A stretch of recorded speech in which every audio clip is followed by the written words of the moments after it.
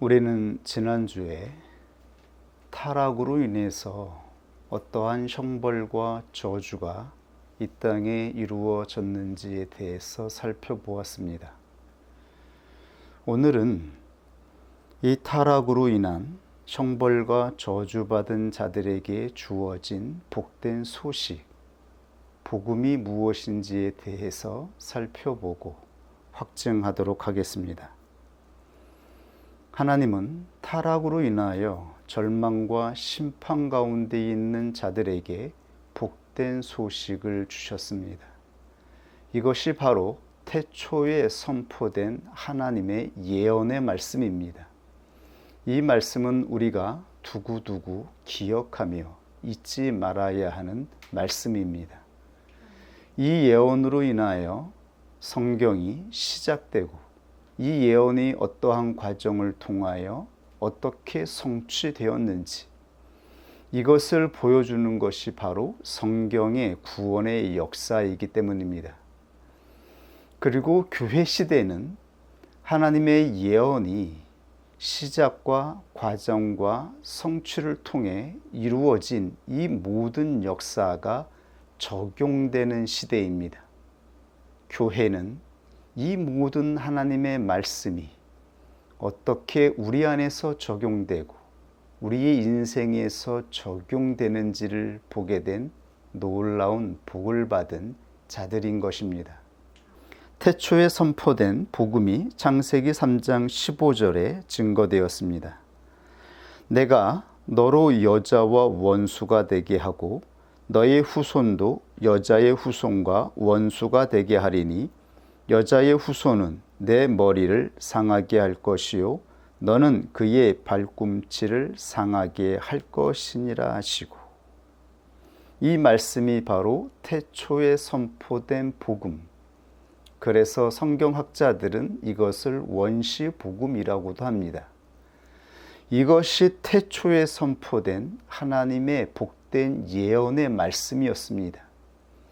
이 말씀으로 성경의 모든 역사가 확인되고 증거되고 있는 것입니다. 여기서 핵심은 바로 여자와 여자의 후손입니다. 그러므로 우리는 이 복음의 핵심인 여자가 누구인지 그리고 이 후손이 누구인지 바르게 알아야 하는 것이지요. 또 하나는 영적 싸움의 실제에 관한 것입니다. 창세기 3장 15절에 선포된 말씀을 통해서 우리는 영적 싸움의 실제가 있다라고 하는 것을 알게 됩니다. 그것은 뱀과 여자의 대결, 그리고 뱀의 후손과 여자의 후손의 대결, 그리고 마지막으로는 뱀과 그 남자, 고유한 명사로 지칭되는 그 남자의 대결이 마지막에 있을 것임을 말씀해 주고 있습니다. 여기에서 뱀은 원수 마귀를 상징합니다. 그렇다면 여자는 누구인가요? 뱀과 여자는 후손의 운명을 간직하고 있습니다. 뱀의 후손, 여자의 후손은 그대로 뱀의 운명, 여자의 운명을 가지고 있습니다. 이것은 뱀의 후손은 뱀의 인생을 그대로 살아간다라고 하는 의미이기도 합니다. 이것이 우리 인생의 의미이기도 하고 목적인 것이기도 하지요. 그렇다면 앞서 질문했던 것처럼 여자가 누구인가? 여자는 누구를 모형하고 있는가? 지난번에 저는 상징이라는 의미를 사용했지만 상징보다는 성경 신학자들이 말하는 모형이라고 하는 말이 정확한 것 같습니다. 모형은 비현실, 없다라는 말이 아니라 이 땅에서 보이는 현실, 이 땅에 나타난 인생에 진짜 실제가 있다라고 하는 것을 의미하는 것입니다. 그렇다면 여자가 살아가는 인생, 여자의 삶을 통해서 보여주는 실제가 무엇인지를 우리는 아는 것이지. 이것을 알 수 있도록 하나님은 성령을 통해서 우리에게 성경을 조명해 주시고 있는 것입니다. 여자는 누구입니까? 뱀이 거짓과 속임을 잉태한 태초의 원수 마귀. 속이는 자의 어미라면 여자는 누구인가요? 하와 자신을 지칭하고 있는 것인가요? 하와는 태초에 여자라 칭함을 받았습니다. 그러므로 이 복음이 선포될 때에 하와는 이 여자가 자신이라고 생각했을 것입니다. 여자로 칭함을 받는 자는 바로 자기 자신밖에 없었기 때문인 것이지요. 그리고 여자였던 하와는 타락으로 인하여 형벌 가운데 있는 이 고통의 인생에서 구원해 줄 자, 후손을 기다리게 된 것이죠. 하와는 아마도 이 구원이 자기의 삶 가운데 이루어질 것이라고 기대하지 않았겠습니까? 에덴 동산에서의 삶을 기억하고 있던 하와는 어떻게 하나님께서 이 복음의 예언을 성취하여 속히 다시 에덴 동산으로 들어갈 수 있도록 은혜를 베푸실지에 대해 고대하고 소망하지 않았겠습니까? 그리고 이 예언은 바로 후손, 자기 자신을 통해서 출생하는 후손을 통하여 이루어질 것임을 말씀하였기 때문에 아마도 여자였던 하와는 자신을 통해 출산할 아이를 기대하고 있었을 것입니다. 그리고 드디어 생명을 잉태하게 되었지요. 그리고 한 생명을 출산하게 되었습니다. 이것은 하와에게 자신의 인생을 구원하고 타락으로 인하여 저주받은 이 형벌의 삶에서 유일하게 구원받을 그 유일한 소망의 대상이었던 것이죠. 그래서 창세기 4장 1절에서 이렇게 증거하고 있는 것입니다. 아담이 그 아내 하와와 동침하매 하와가 잉태하여 가인을 낳고 내가 여호와로 말미암아 등남하였다 하니라. 여기서 중요한 부분이 엿보이고 있습니다. 처음에는 아담이 주어가 되고 있죠. 아담이 그 아내 하와와 동침하매, 아담이 주어가 되어 주체가 되어서 하와가 잉태한 것으로 기록하고 있습니다. 그런데 이 문장에서 성경은 하와 자신이 선포하는 내용을 기록하고 있습니다. 내가 여호와로 말미암아 등남하였다. 즉 하와가 자신이 주체가 되어 주인이 되어 여호와로 말미암아 등남하였다라고 선포하고 있지요. 이것은 하와 자신의 선포입니다. 하와 자신이 이렇게 선포하고 있는 것이죠. 그런데 이 등남하였다라고 번역된 이 한글의 이 단어의 의미는 히브리 본문을 보아야 정확하게 그 의미를 알 수 있습니다. 여기서 득은 히브리어로 카나, 이것은 취득하다, 창조하다라는 의미입니다. 즉 하와 자신이 만들어냈다. 하와가 자신의 의지로 창조하였다라고 하는 의미가 주어져요. 그러므로 이 아이는 하와의 의지로 출생하고 이 아이의 운명이 정해지는 것처럼 지금 증거되고 있습니다. 그런데 우리가 주목할 것은 여기서 남, 등남에서 이 남은 히브리어로 이쉬, 이 위씨는 아이가 아니에요. 보통 우리는 아이라고 말하지 않아요. 처음 출생한 내 자녀를 보면서 내 아기라고 말을 하죠. 그런데 하와는 아이가 아니라 남자를 보고 있습니다. 그러므로 이 위씨는 개인으로서의 남자, 여자에 상응하는 남자입니다. 일반적으로는 남편을 지칭할 때 사용하는 어휘입니다. 지금 하와가 보는 것이 무엇인가요? 하와는 하나님의 예언의 말씀을 듣고 그 예언의 성취를 기다리면서 자신의 원수된 뱀을 치고 이 인생에서 구원할 한 남자, 즉 메시아, 구원자를 기대하고 있었던 것이죠. 이것이 바로 여자의 소원이며 여자의 운명인 것입니다.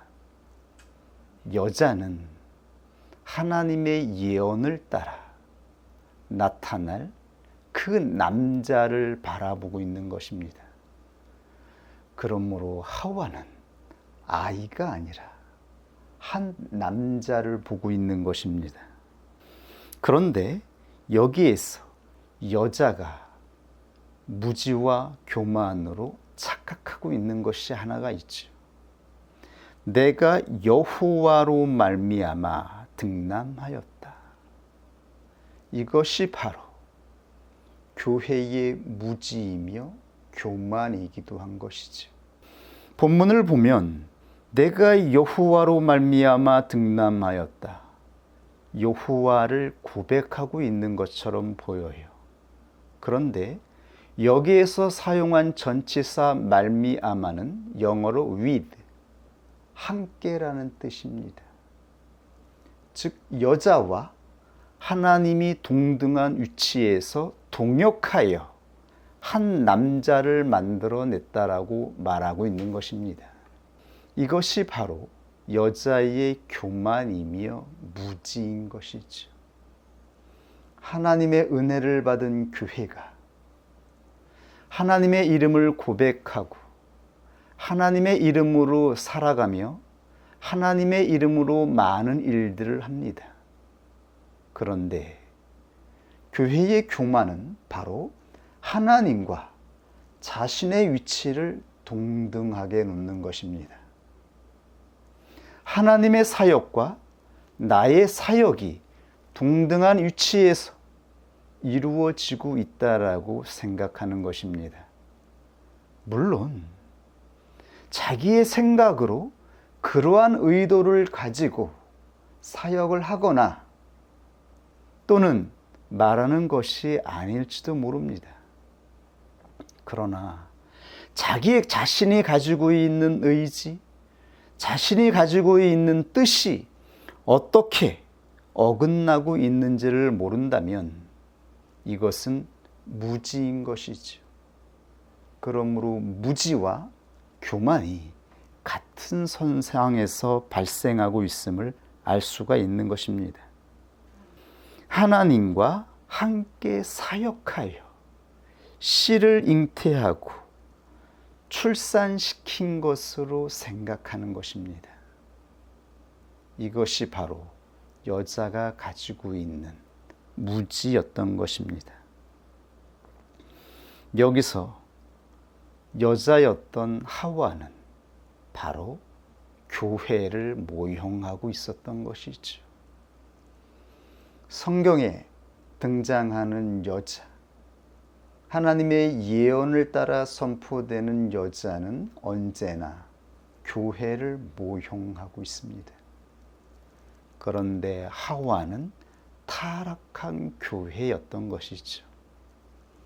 하와는 자신이 타락하였다라고 하는 것을 인식하지 못하고 있는 것이죠. 자신이 죄로 인하여 자신의 영혼도 자신의 모든 지정의도 타락하였다라고 하는 것을 인식하지 못하고 있는 것입니다. 그저 형벌만 보고 있는 것입니다. 형벌과 저주로 인하여서 고통받고 있는 자신의 삶을 바라볼 뿐 자신이 타락한 상태라고 하는 것을 모르고 있는 것입니다. 그러므로 여자였던 하와는 자신을 통해서 한 생명이 잉태되고 출생케 되었을 때에 그 아이를 한 남자, 메시아, 구원자일 것이라고 기대하였던 것이죠. 그러나 우리가 알다시피 하와를 통해서 출생한 자는 바로 구원자, 메시아가 아니라 괴물이었습니다. 자신의 형제를 죽이는 살인 괴물이었습니다. 이것이 바로 우리 인생의 진실인 것입니다. 우리의 아이가 자라고 성장할 때에 인격은 그가 본 것을 보고 닮아가며 흉내내고 그가 본 대로 따라합니다. 그렇게 형성되는 것이 바로 아이의 인격인 것이죠. 가인이 무엇을 보고 자라며 성장하였겠습니까? 타락한 아담과 하와의 형상을 보지 않았겠습니까? 이것이 바로 하와를 통해 출생한 자녀가 본 것이었어요. 사람은 자신이 본 것을 기억하고 자신이 본 것을 따라 행동하며 자신이 본 것으로 자신의 인격이 만들어지는 것입니다. 나는 저런 사람이 되지 말아야지. 나는 괴롭히고 폭력을 행하던 아버지 같은 사람이 되지 말아야지 생각하지만 결국 대부분의 모든 아이들이 자신의 아버지의 형상을 따라 그 인격이 만들어지는 것임을 우리는 알 수가 있습니다. 본 것, 단순히 들은 것이 아니라 사람은 본 것을 보고 만들어지는 것입니다. 그리고 그 실제는 영적인 데 있는 것이죠. 왜 아버지의 모습이 혈기와 분노와 폭력적인 형상으로 나타나겠습니까? 왜 우리의 모습이 살인하는 괴물이 됩니까? 그리스도인들은 그 영적인 실제를 알고 있습니다. 그것은 그 영혼 안에서 작용하는 불신, 그 불신으로 말미암아 작용하는 모든 부정한 의지들, 그 불신으로 발생한 모든 혈기와 상처로 인한 분노로 말미암아 우리가 보는 그 형상이 나타난 것이죠. 하나님이 말씀하시는 여자는 바로 믿음으로 출생하여 하나님을 신실하게 신뢰하는 신뢰로 소망을 가지고 나아가는 교회입니다. 이것이 바로 하나님께서 보시는 참 교회의 모습인 것이죠. 오직 믿음으로 하나님 앞에서 나아가는 그 신실한 인격만이 참 교회의 모습을 보여주게 됩니다. 그러나 하와는 타락한 교회였습니다. 이미 불신으로 말미암아 죄가 그의 영혼을 지배하게 되었고 그 죄로 말미암아 타락한 인격이 만들어지고 형벌과 저주 가운데 있는 인생을 살아가고 있었던 것이죠. 그 인생을 통하여 자녀가 태어났습니다. 그 이름은 가인이었죠. 그러나 가인은 하나님의 예언대로 선포된, 그래서 하와가 기다리던 구원자가 아니었어요. 메시아가 아니었던 것입니다. 그러므로 로마서 6장 23절에 죄의 삭슨 사망이요 하나님의 은사는 그리스도 예수 우리 주 안에 있는 영생이니라. 이 말씀이 그대로 나타나는 것입니다. 죄의 삭슨 사망이다. 여기서 사망이라는 의미를 그냥 편안하게 살다가 죽는 존재가 되었다라는 의미로 생각하면 되는 것인가요? 그러한 의미가 아닌 것이죠. 사망, 죽음은 살인으로 발생하는 것입니다. 가인이 자기의 동생 아벨에게 분노하여 쳐서 죽였던 것처럼 이 사망은 싸움과 고통으로 인하여 발생하는 것입니다. 그냥 평안 가운데 잠드는 죽음이 아닌 것이죠. 죄의 삭슨 사망이요. 이것은 자연스러운 죽음이 아니라 고통과 질병과 싸움과 저주받은 인생의 마지막을 의미하고 있는 것입니다. 그러나 하나님의 은사는 그리스도 예수 우리 주 안에 있는 영생이니라. 즉 생명이라고 하는 것이죠. 영원한 생명을 말씀하고 있습니다. 하나님의 은사, 즉 예수 그리스도 안에서 우리에게 주신 하나님의 선물, 이것이 바로 생명이라고 말씀하고 있습니다. 이 생명은 우리에게 기쁨과 즐거움과 소망을 가져다 주는 것이죠. 우리가 살아가는 이 삶에서 우리가 바라보는 대상과 함께 살아가는 인생이 신뢰로 맺어집니다. 믿음의 관계성으로 살아가게 됩니다. 싸움과 다툼이 아니라, 그리고 모든 싸움과 다툼은 그 본질이 불신에 있다라고 말씀을 드렸죠. 이것이 바로 죄의 본질입니다. 죄의 본질에서 나오는 것은 싸움과 다툼, 그 마지막이 사망인 것입니다. 그러나 우리 안에 주신 생명은 전적인 하나님의 구원하는 믿음, 신실한 믿음이 우리 안에 선물로 주어졌습니다. 그러므로 이 선물인 믿음으로 살아가는 삶의 인생은 신뢰로 함께하며 함께 소망하며 기대하며 바라보는 인생이 되는 것이죠. 이것이 바로 생명의 인생인 것입니다. 그리고 이 생명은 하나님의 은사, 선물이라고 말씀하였습니다. 선물은 여자의 의지로 만들어낸 것이 아닙니다. 우리는 선물로 생명을 받은 것입니다.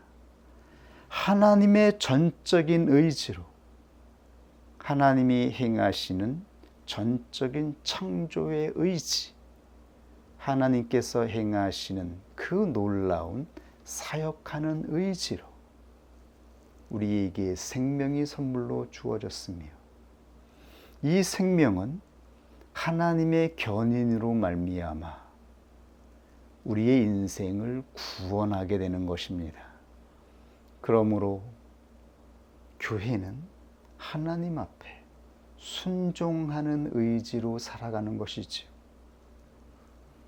내가 인생을 지배하고 사역하는 자로서 하나님과 동등한 위치에서 교만한 의지로 살아가는 것이 아니라 하나님 앞에 순종하는 의지로 겸손하게 하나님의 이름을 기뻐하고 하나님을 증거하며 하나님을 찬양하는 존재로 살아가는 것입니다. 이렇게 인생이 갈라지고 분리되는 것입니다. 그러므로 하나님께서 예언하신 여자는 교회입니다. 그리스도의 믿음으로 씨를 받은 자들, 생명을 받은 자들, 즉 이들은 하나님께서 택하신 자들이며 신약의 그리스도인들 뿐만 아니라 구약에서 하나님의 믿음으로 부름을 받아 택함을 입은 모든 하나님의 사람들을 지칭하고 있는 것입니다. 이들이 바로 여자인 것이죠. 이들은 생물학적인 여성이 아니라 위로부터 주시는 생명을 받은 자들, 이 생명을 잉태한 자들을 바로 여자로 칭하고 있었던 것이죠. 그러므로 요한복음 1장 13절에 사도는 이렇게 증거하였습니다. 하나님의 자녀는 혈통으로나 육적으로나 사람의 뜻으로 나지 아니하고 오직 하나님께로서 난 자들이니라. 하나님께로 난 자들, 이들이 바로 하나님의 자녀이며 이 생명을 잉태한 자가 바로 교회, 여자로 칭함을 받는 것입니다. 그러면 여자의 후손의 정체는 무엇일까요? 창세기 3장 15절에 너의 후손도 여자의 후손과 원수가 되게 하리니, 여기서 후손은 히브리어로 제라, 씨, 생명, 종자, 후손을 의미합니다. 속임과 거짓의 씨를 가진 뱀의 자손과 진리의 씨를 가진 여자의 후손과의 싸움, 이 씨가 바로 서로 원수된다라고 말씀하고 있습니다. 그러므로 성경은 오직 두 종류의 계보를 증거하고 있죠. 요한일서 3장 9절에 사도는 이렇게 증거하고 있습니다. 하나님께로서 난 자마다 죄를 짓지 아니하나니 이는 하나님의 씨가 그 속에 거함이요 저도 범죄치 못하는 것은 하나님께로 났음이니라. 이것이 바로 하나님의 생명으로 자라난 하나님의 자녀입니다. 이러므로 하나님의 자녀들과 마귀의 자녀들이 나타나나니 무릇 의를 행치 아니하는 자나 또는 그 형제를 사랑치 아니하는 자는 하나님께 속하지 아니하니라. 즉 사랑하지 아니하고 설기하고 분노하는 그 인격은 하나님의 자녀가 아니라 뱀의 씨로 자라난 거짓의 인격이며 원수 마귀에게 속한 인격이라고 말씀하고 있는 것입니다. 이것이 바로 우리의 싸움, 우리의 원수이며 우리의 대적인 것입니다. 이것이 영적 싸움의 본질이며 실제인 것이죠. 이 두 계보는 뿌리 자체가 다릅니다. 뿌리 자체가 다르기 때문에 결코 하나로 연합할 수 없습니다. 철저하게 구별되고 분리됩니다. 이것은 확연하게 분리되는 것입니다. 만약에 이 두 손이 일치를 꾀하거나 타협하여 하나의 인생을 살아가고자 하면 하나님의 자녀는 그 빛을 잃어버리고 형상을 상실하게 됩니다. 그래서 결국 처참하게 버림을 받게 되는 것이죠. 하나님의 택함을 받았으나 하나님이 주신 생명의 뿌리를 따라가지 아니하고 원수 마귀와 결합하거나 타협하여 살아가는 자들, 사울 왕의 인생의 마지막을 보십시오.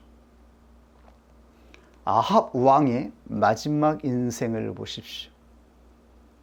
가룟 유다의 인생의 마지막을 보십시오.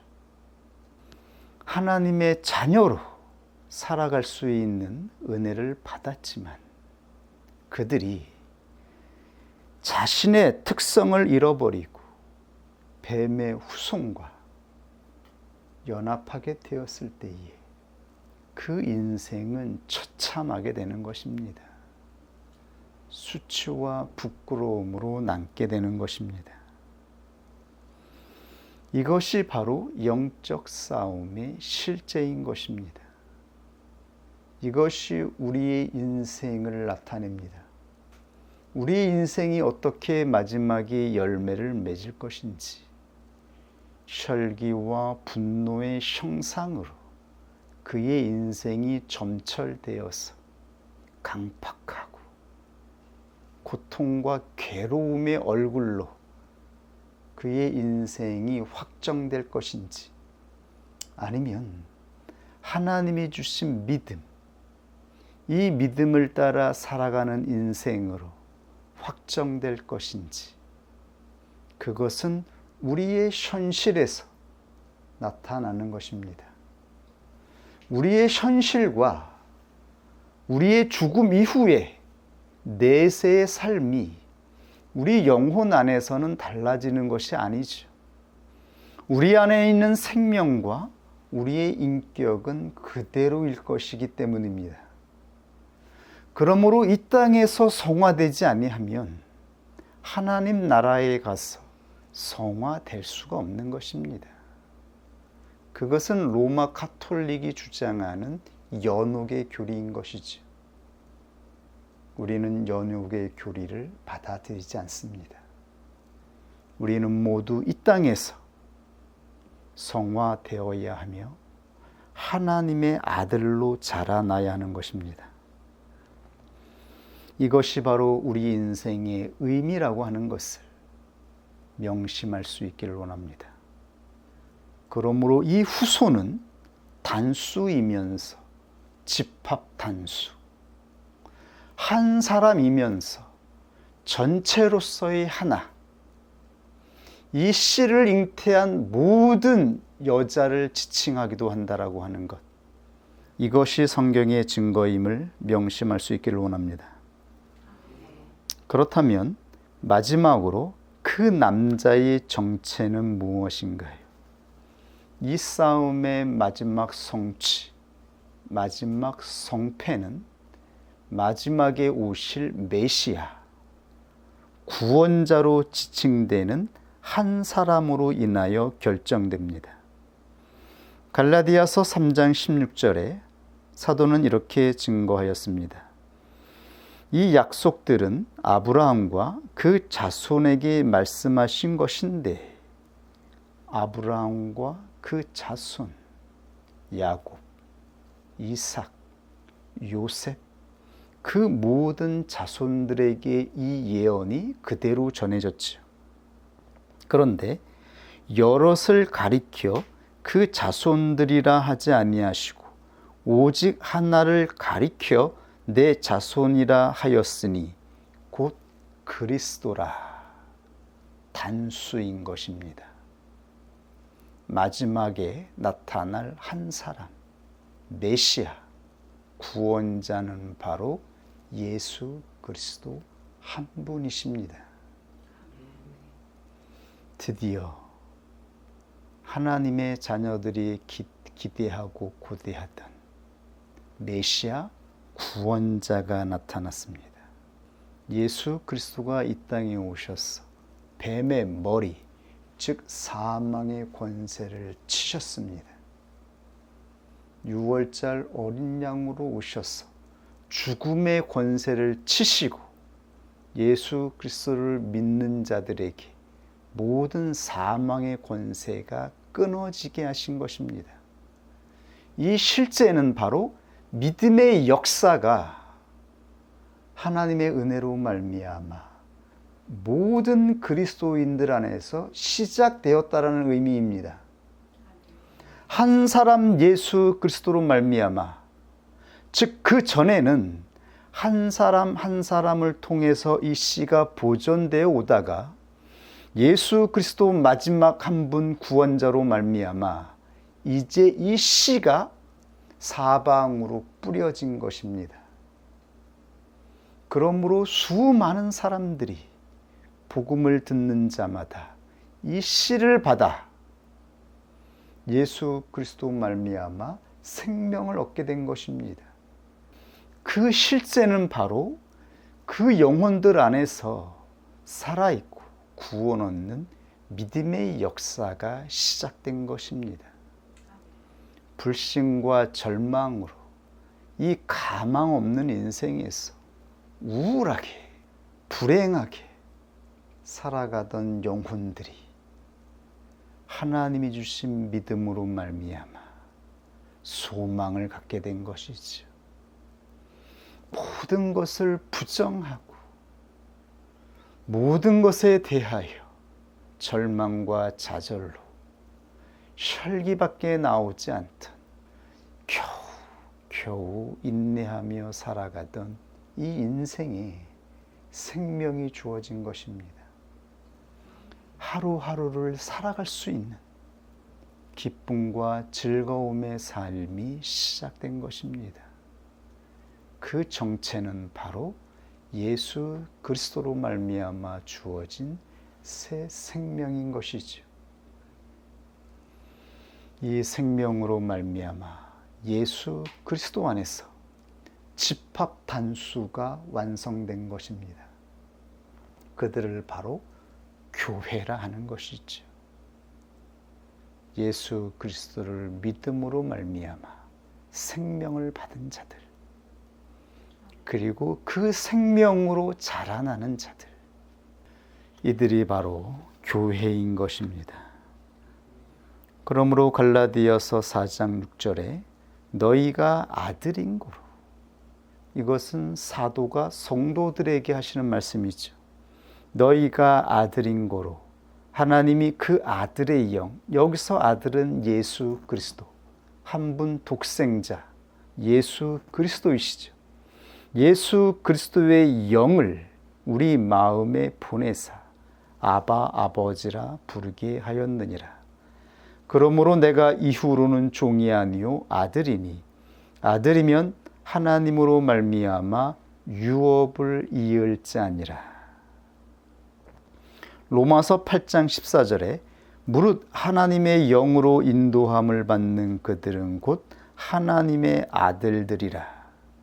성령을 친히 우리 영으로 더불어 우리가 하나님의 자녀인 것을 증거하나니. 예수 그리스도를 믿는 자들을 하나님께서 하나님의 아들이라 칭하십니다. 예수 안에서 구원받은 자들에게 확증이 생기는 때, 내 안에 진정 하나님이 주신 생명이 있는지 없는지 잘 인식되지 않다가 드디어 성령이 우리 안에 주어지면 그 성령으로 말미암아 내가 하나님의 아들이 되었다라고 하는 것을 우리의 영혼 안에서 알게 되는 것입니다. 성령이 바로 보증인 것입니다. 성령을 통해서 하나님께서 우리에게 믿음을 굳건하게 하시고 우리 안에서 하나님의 뜻을 보게 하시는 것입니다. 하나님의 뜻이 보이는 것입니다. 나를 향하여 행하셨던 모든 일들, 내 인생의 진실, 우리 인생의 삶의 의미가 무엇인지 가려워지고 보이지 않다가 드디어 그 진실이 보이게 되는 것입니다. 이것은 성령의 조명으로 말미암아 우리 안에서 깨달아지는 것입니다. 이 진리가 깨달아질 때 우리는 드디어 타락한 교회가 아니라 하나님의 아들의 형상을 바라보게 되는 것입니다. 이 땅에 많은 교회들이 세워져 있지만 성령으로 보지 아니하면 타락한 모습만 보이게 되는 것이죠. 인간의 모습밖에 보이지 않아요. 서로 싸우고 다투고 고통 가운데 있는 그 인생만 보여요. 그러나 우리 안에 성령이 임하면 이 진리의 성령이 조명해 주실 때 그 모든 현실, 모형을 통해서 하나님께서 진리를 보게 하시는 것이죠. 하나님이 기뻐하시는 아들의 형상, 예수 그리스도의 형상을 보게 하시는 것입니다. 그러므로 우리 눈앞에 보이는 인간의 모습으로 우리는 때로 실망하고 좌절하고 또한 나 자신조차 내 안에서 발생하는 이 원수 마귀의 인격으로 말미암아 괴로움과 실망과 낭만 가운데 거하지만 그러나 성령을 통하여 하나님이 보여주시는 아들의 형상을 바라보며 다시 소망을 가지고 나아가게 되는 것입니다. 이 삶을 끝까지 인내하는 자들, 그들은 불신으로 이루어지는 사망의 인생이 아니라 하나님을 신뢰하는 그 믿음으로 이루어지는 생명의 인생으로 열매를 맺을 것입니다. 그리고 그 생명은 영생의 면류관으로 우리 앞에 주어지는 것임을 확신하게 될 것입니다. 우리 하나님이 주신 말씀 앞에 함께 기도하겠습니다.